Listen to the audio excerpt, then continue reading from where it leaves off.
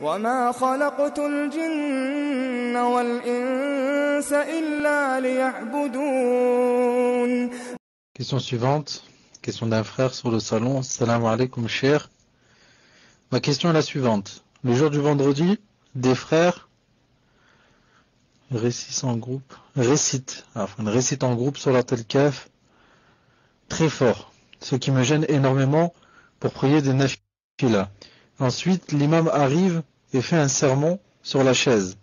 Est-il possible de mettre quelque chose dans les oreilles pour pouvoir rester concentré en prière et continuer à prier malgré que l'imam fait un dars, ou m'asseoir et faire du dhikr? Barakallahu fikum. Tfadal cheikh. Wa alaykum salam wa rahmatullah. Pour les gens, ou les frères qui récitent en groupe, Sourate Al-Kahf est très fort, bien sûr cela en fait une bid'a. Le Coran ne se lit pas comme ça, en s'asseyant et en faisant une ronde comme ça, et on lit tous de la même voix et on lit fort. Naam. Donc s'ils lisent de la même voix, tous à la fois, ils ont fait une bid'a. Et maintenant s'ils lisent fort et très fort, ils auront aussi des péchés, car le prophète sallallahu alayhi wa sallam a dit dans un hadith qui se trouve dans le Mawta de l'imam Malik rahimahullah, hadith authentique, il a dit لا يرفع بعضكم على بعض صوته بالقرآن لا ترفعوا أصواتكم بعضكم على بعض بالقرآن. Il a dit, il a interdit, il a dit ne levez pas, ne haussez pas le ton, vos voix les uns sur les autres en lisant le Coran. Donc quand quelqu'un lit le Coran dans la mosquée, s'il le lit seul, pas en groupe c'est bid'a. S'il le lit seul, il n'a pas le droit de lire à voix haute pour gêner les autres.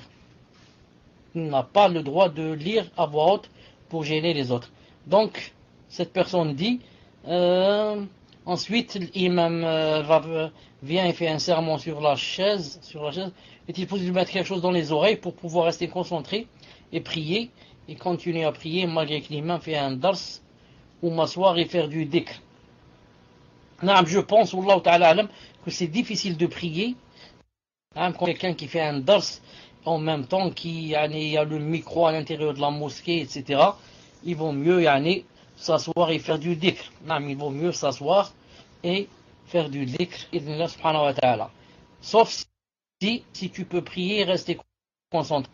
Mais je te conseille pas de mettre comme ça des choses dans tes oreilles, car ça risque de faire des problèmes, de faire des mashakil, et les gens vont parler de toi, et qu'est-ce que c'est ça, et qu'est-ce qu'il a inventé, et qu'est-ce qu'il fait, etc. Et les salafs ne l'ont pas fait. Les salafs ont fait ça quand ils entendaient musique. Comme a fait Abdullah ibn Omar. Une fois, il est passé devant quelqu'un qui jouait de la flûte, il a mis ses doigts dans ses oreilles. Il a dit, c'est comme ça que j'ai vu le prophète alayhi salam faire une fois quand il est passé devant quelqu'un qui jouait de la flûte. Hadith authentique. Wallahu ta'ala alam. Tfaddal.